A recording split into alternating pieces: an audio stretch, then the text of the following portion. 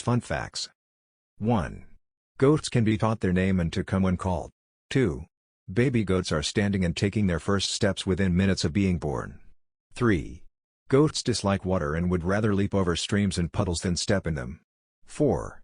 Goats don't have teeth on their upper jaw. 5. Goats have rectangular pupils.